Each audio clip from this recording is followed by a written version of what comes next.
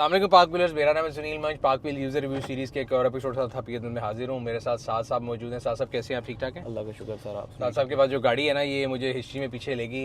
Back in days 2004 में मैं जब लॉन्च में पढ़ता था तो लाहौर में मेरा ख्याल है पहली आई थी ई क्लास W211 और मैंने तब ये गाड़ी ख़रीदी थी। और इत्तेफाक की बात है, मैंने भी साथ से पूछी इन्होंने कितने की ख़रीदी, तो मैंने 2004 में ये गाड़ी एग्जैक्ट इसी अमाउंट की ख़रीदी थी।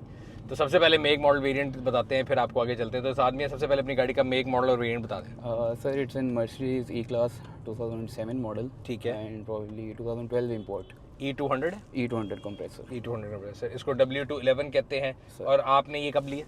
सर ये कोई 4 मंथ्स हो गए मुझे। और कितने की ली थी?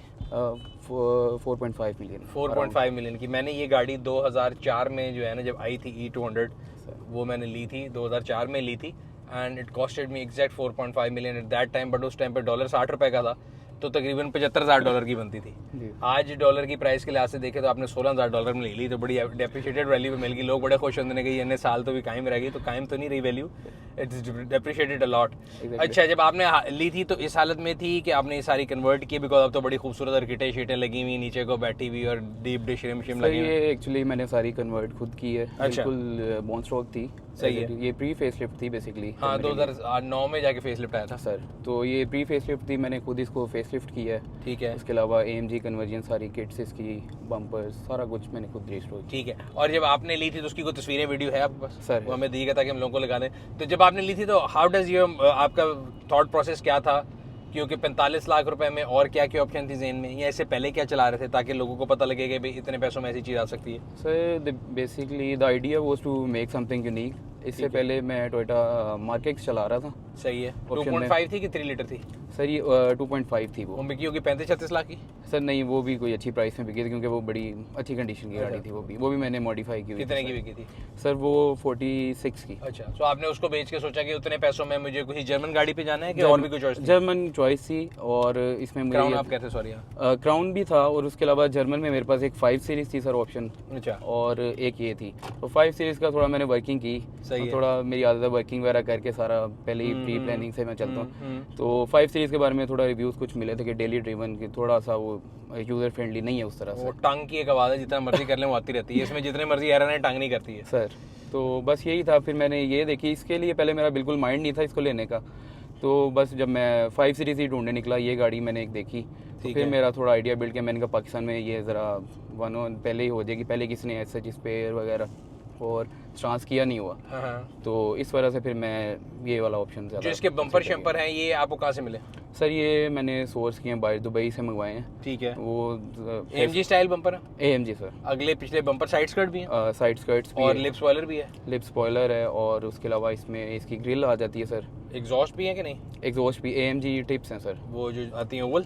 सर वो देखिए, हम आपको दिखाते हैं, फिर लोग कहते हैं कि जी सुनील साहब मैंने कहने ने रखी सी कि नहीं रखी सी।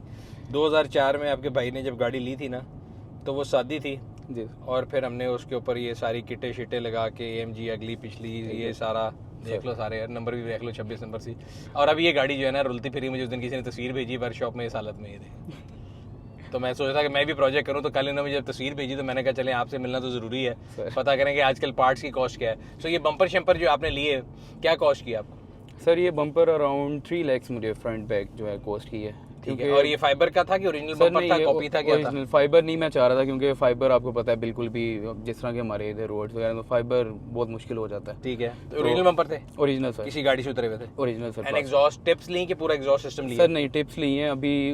ये स्टिल अंडर कंस्ट्रक्शन है प्रोजेक्ट। कुछ चीज़ें मैंने ऑर्डर की हुई हैं, जिस तरह इसकी बैक लाइट्स हैं वो रहती हैं आने वाली, वो भी इन ट्रांजिट आ रही हैं। इंजन में कोई काम शाम कराया? सर इंजन में नहीं है सर, कोई मॉडिफिकेशन ऑल्ट्रेशन मैंने नहीं ऑल्ट्रेशन नहीं की। जैनोन इंजन में इसकी पुली को बड़ा मसला है, ऊपर से चीजें लीक होती हैं, इनको ना बीमारियां, E200 211 को सारी एक जैसी बीमारियां हैं। कैम सेंसर इसका एक था, वो मैंने वो थोड़ा लीकेज थी उसमें। ठीक है। वो चेंज किया सर मैंने। सही है। और उसके अलावा इसका कोई स्टीयरिंग रैक ना विदाउट सेंसर आया था इस मॉडल में, वो मैंने विद सेंसर जो है करवाया। स्टिफ थी गाड़ी थोड़ी ना, ठीक है, उससे वो थोड़ा ईज हो गया मुझे।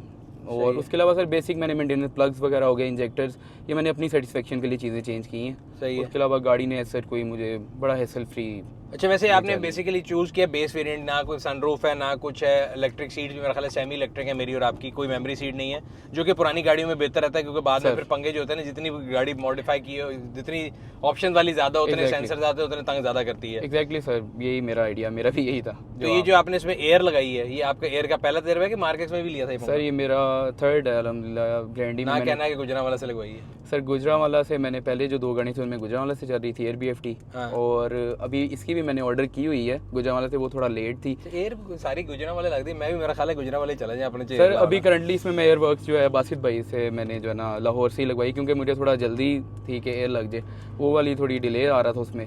ये मैंने फिर बासित भाई से रिक्वेस्ट की तो उन्होंने मुझे अरेंज करके। कितने की लगती है एयर? सर ये फुल सेटअप अराउंड कोई 7 lakhs कॉस्ट कर जाता है। कार टू कार वेरी करती है कि वन साइज फिट ऑल होता है? नो सर, वन साइज, मतलब आपकी गाड़ी का जो है वो साइज लगता है, बाकी प्राइस वाइज कॉस्ट जो है सबकी सेम। मर्सिडीज के लिए फर्क नहीं है, मार्केस के लिए फर्क नहीं है, एक ही है सर। और इसकी लाइफ कितनी होती है? जो एयरमेटिक वाली गाड़ी आती है, इसमें E63 आती थी, उसमें जेन्युइन हाइट कंट्रोल आता था, डायनेमिक चेसी वाली गाड़ी होती थी, बट उसमें भी कल बाद में लोग ये कहते हैं यार कल को पंगे लेगी ना लो। सर एयरमेटिक वाली मेरा एक दोस्त ही है, उसके पास थी, वो E500 है उसके पास, वो ही यूजिंग एयरमेटिक है उसमें, तो ही डिडंट सजेस्ट मी कि आप ना ये यूज़ करो। उसने मुझे कहा था कि आप एयर वैसे भी इंस्टॉल कर लेते होते हो, तो बेटर आइडिया, ये बजट फ्रेंडली भी है ये वाली, क्योंकि एयरमेटिक आपको पता अगर खराब है वेरी कॉस्टली, तो इसलिए मैंने उसको प्रेफर नहीं किया। सही। और बाकी यही एयरमेटिक मैंने सनरूफ का था मुझे थोड़ा कि सनरूफ वाली गाड़ी मिल जाए, लेकिन इसमें यह है कि जो अच्छी गाड़ी मिले आपको उस पर प्रेफर कर लेना चाहिए। तो ये विदाउट सनरूफ थी, लेकिन गाड़ी बड़ी आपके सामने वही कंडीशन में है सारी। अच्छा, यहाँ से मुझे लग रहा है एलिगेंस है, उधर जाता हूँ ये एवनगार्ड है, क्या मसला है? सर ये बेसिकली आपने मीटर चेंज है सर, इसका मीटर भी मैंने चेंज किया। 260 एवनगार्ड वाला लगा हुआ है ना? एवनगार्ड वाला। सही। तो इसमें ये है बेसिकली एलिगेंस है सर, इसमें मैंने अपग्रेड थोड़ा किया है, एवनगार्ड की चीज़ें हैं। ठीक है। और रिम साइज क्या डाला आपने? सर ये 19 इंचेस है। 19 इंचेस। 45 की गाड़ी ली है तो ऊपर तकरीबन 7 की एयर लग गई, रिम टायर 5 के तो रिम टायर भी होंगे। एग्जैक्टली। तो 5 7 12 तकरीबन अंडर 6 मिलियन कॉस्ट कर गई।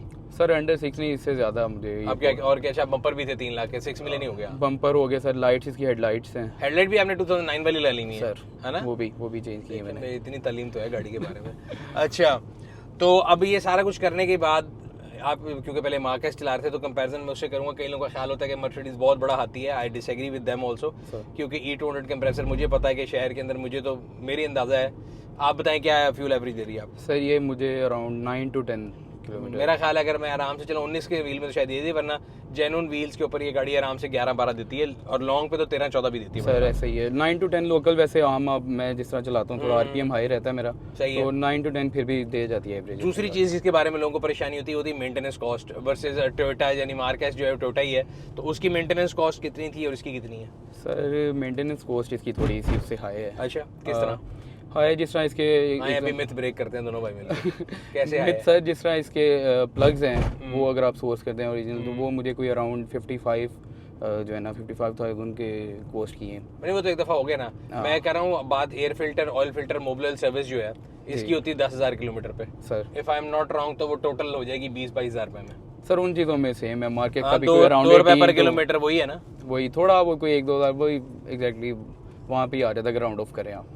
मुझे लगता है कि बेटर वैल्यू टू मनी है। साउंड प्रूफिंग देखें कितनी बेहतर है, जापानी गाड़ी में ऐसी साउंड प्रूफिंग नहीं आ सकती। Sir I am very satisfied. ये जो मर्सिडीज का एक था ना, मेरी फर्स्ट जर्मन कार है। अच्छा, मैंने फर्स्ट टाइम यूज़ किया, लेकिन एक्सपीरियंस मार्केट से जब इस पे शिफ्ट किया है तो ये था थोड़ा कि लोग कहते हैं वो थ्रिल वाली गाड़ी यार, आप इस पे शिफ्ट करोगे अंडर पावर ना हो जाए, मतलब 1.8 लीटर आता है ये। नहीं, but it's a different ball game. Under power और आपने पटाखे मारने लगा बात है ये, और उसका कोई कंपैरिजन नहीं है। No comparison. मतलब आप इस गाड़ी को चलाते हैं तो आपको फील आता है कि you are in control of something which is something very heavy.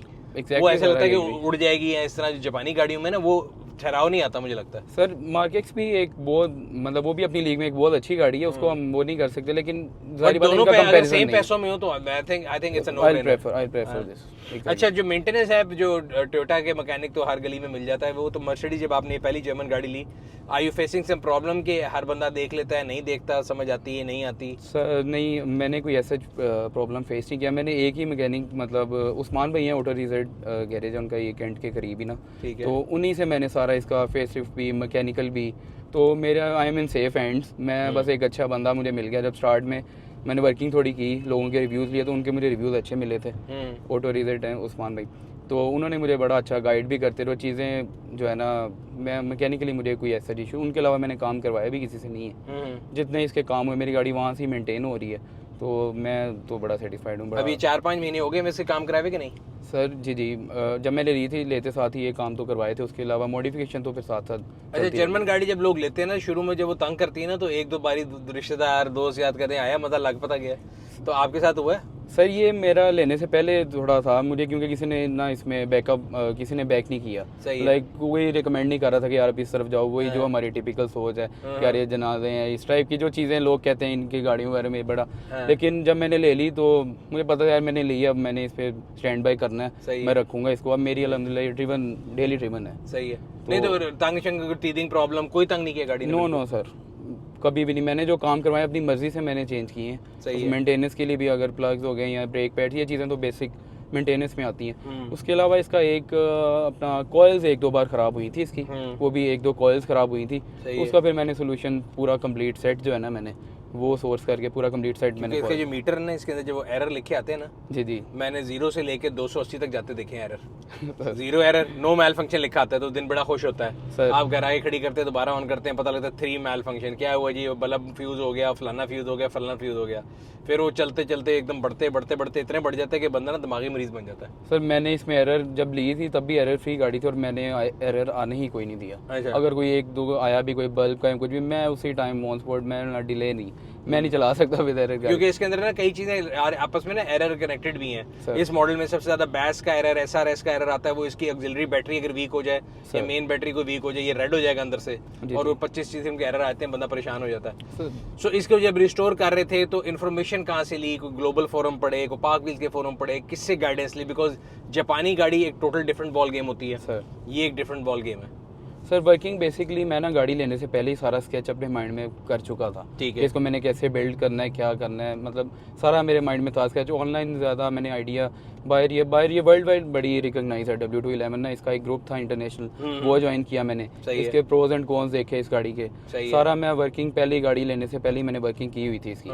तो बाकी मेरा आइडिया जो था उस पर अल्हम्दुलिल्लाह मैंने सारा वो कम्प्लीट किया है। इसकी जितनी भी चीज़ें सोर्स करने में चीज़ें थोड़ा सा ना मुझे हुआ है, क्योंकि आजकल बाहर से जो चीज़ें आ रही हैं सर, इंपोर्ट वगैरह, उसमें थोड़ी व्हील्स हो गए, बस थोड़े उसमें थोड़ी हो रही थी तंगी, लेकिन उसके अलावा कोई ऐसा प्रॉब्लम नहीं फेस करना पड़ा। आइडिया जो था उस पर एग्जैक्ट मैंने अल्हम्दुलिल्लाह कंप्लीट की है सारी गाड़ियाँ। ठीक है। अच्छा, अब तो आपने लुक वाइज पूरी कर ली, और वही मैं कह रहा हूँ कि इंजन भी अंडर पावर नहीं था, लेकिन इंसान को हर वक्त ना कोई कीड़ा होता रहता है सर। और मुझे आजकल दोबारा से कीड़ा हो रहा है। मैं ये मेरे पास 210 भी है, 211 भी है। मैं सोच रहा था कि E63 प्रोजेक्ट किया जाए। हमारे एक दोस्त हैं निशान, उन्होंने किया भी, वो मुझे तंग करते रहते हैं तस्वीरें वीडियो भेज के।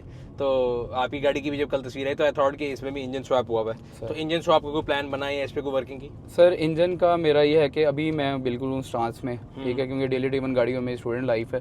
तो अब परफॉर्मेंस की तरह जब भी मैंने आना है ना, ये मैंने सोचा कि इसी ई क्लास पे, इसी चेसिस पे परफॉर्मेंस भी इसी पे करनी है। वो इसमें चाहे स्वैप करूँ या फिर कोई और गाड़ी पे शिफ्ट कर लूँ, वो अभी कोई ऐसा मैंने फाइनलाइज नहीं किया। लेकिन परफॉर्मेंस पे जब भी आया, this is the best thing. ये बहुत जो है ना अच्छी गाड़ी और यूज़र फ्रेंडली है हर तरह से, ठीक, पिक वगैरह इसकी हर चीज़। अच्छा, ये आपने इसको एंड्रॉइड यूनिट चेंज किया, क्योंकि उस ज़माने में तो दूर दूर तक कॉन्सेप्ट नहीं था एंड्रॉइड यूनिट का, तो ये वो स्टॉक जो आता है चाइनीज़, वो उसके साथ ये किट लगी साइड पे? सर ये इसका वो जो फ्रेम होता है वो लिया था, और उसके अंदर एंड्रॉइड पैनल इसमें आ गया। सही।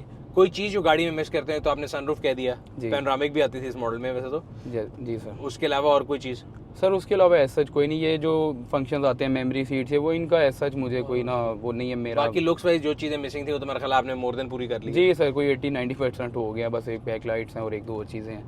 और क्या चीज़ें सर? और इसका रिम्स है, वो मुझे लगता है कि जिस तरह थोड़े ना अंदर ज़्यादा टकिन हुए हैं। अच्छा। और रिम्स भी एक मैंने नए ऑर्डर किए हुए हैं इसके लिए, और स्पेसर भी ऑर्डर किए हुए हैं। अच्छा। तो वो लुक चेंज करने के लिए करूँगा। उसके अलावा फिलहाल ऑलमोस्ट जो है कंप्लीट है प्रोजेक्ट। सही। अच्छा, वैसे अगर आज दोबारा आपको ऑप्शन दी जाए कि जी मतलब 6 मिलियन लग गए, जब लिए होती इंसान उस टाइम तो इंसान वर्किंग करता, लेकिन आपने कहा था मैंने पहले वर्किंग कर ली थी जी, तो would you go for the same choice, या 60 लाख रुपए में कोई और गाड़ी लेना चाहिए? नहीं sir, same choice. I am really satisfied. अच्छा। मैं क्योंकि डेली ड्रिवन भी है और एक क्लास भी है, लेकिन सारी बात है लग्जरी सही तो मैं कोई और चीज़ प्रेफर नहीं करूँगा फिलहाल। I am you are happy with the car और डिसीजन आपके ख्याल से सही था? I am really glad sir. अच्छा, इसकी जो छोटी छोटी चीज़ें अगर यहाँ पे सोर्स करनी तो पाकिस्तान में वैसे मिल जाती हैं कि नहीं? सर मिल जाती हैं ये ई क्लास, इसकी कोई ऐसी चीज़ मतलब मेंटेनेंस या मॉडिफिकेशन अगर आपने कोई करनी है वो तो इट्स अप टू यू, जो भी आप बाहर से मंगवाओ, लेकिन उसके अलावा कोई ऐसा चीज़ नहीं है जो नहीं मिलती यहाँ से। अच्छा, इंटीरियर कलर बड़ा यूनिक है क्योंकि ये लाइट सैंड ग्रे सा है और फैब्रिक सीटें जो कि अच्छी बात है, अगर लेदर होती हैं वो तो अब तक फट चुकी होती हैं। सर ये फैब्रिक में आती सो जो ब्लेसिंग इन डिस्गाइज वाली बात है, जो चीज़ बेस रही वो बेहतरीन है। रहेगी। बेहतरीन सर। जो होते हैं ना पंगे इधर उधर के, वो खराब ही रहती है वो फिर सर ज़्यादा बंदा तंग होता है उसमें। एग्जैक्टली सही सही सही। सीकर यूजर, ये था आज का यूजर रिव्यू। उम्मीद करते हैं आपको पसंद आया होगा। W211 इसका चेसिस कोड होता है। ये मर्सिडीज ई क्लास है जो कि 2002 के एंड से लेकर आई है और 2000 मेरा ख्याल है 10 तक आई थी ये गाड़ी, 9 के एंड तक आई थी, 10 में भी नहीं, 9 में आके 212 आ गई थी। इसमें ज़्यादातर जो E200 आता था, E240 आता था, E280 आता था, E300 पेट्रोल में आता था, E500 भी आता था। डीजल में 220, 270 CDIs आते थे, बट वो बाद में लोगों ने कन्वर्जन के लिए काफ़ी ज़्यादा यूज़ किए हैं। ऑप्शन डिफरेंट हो सकती हैं, क्लासिक, एलिगेंस, 7 गार्ड, कुछ भी आ सकती है, but I think it's a good value to money. जिस तरह साद ने एक गाड़ी तैयार की है, अच्छी प्रेजेंटेबल गाड़ी है, और मैं हमेशा कहता हूँ गाड़ी की पहचान ही होती है अच्छी गाड़ी की, जब आप कहीं खड़ी करें ना और आपकी गाड़ी और आप उसको मुड़ के दोबारा देखें, तो I think that you have got a right car. तो बहुत खूबसूरत गाड़ी बनाई है, बहुत अच्छी लगी, तो हमने कहा आप लोगों से ज़रूर शेयर करें। ये था आज का यूज़र रिव्यू। उम्मीद करते हैं आपको पसंद आया होगा। अगर अभी तक आप लोगों ने हमारे यूट्यूब चैनल को सब्सक्राइब नहीं किया, वो सब्सक्राइब कर लें, बेल आइकॉन पर क्लिक कर लें, ताकि आपको आने वाले वीडियोज़ के बारे में नोटिफिकेशन मिलता रहे। आपसे अगली वीडियो में मुलाकात होगी, तब तक अपना और अपने के दिनों का ख्याल रखिएगा। शुक्रिया।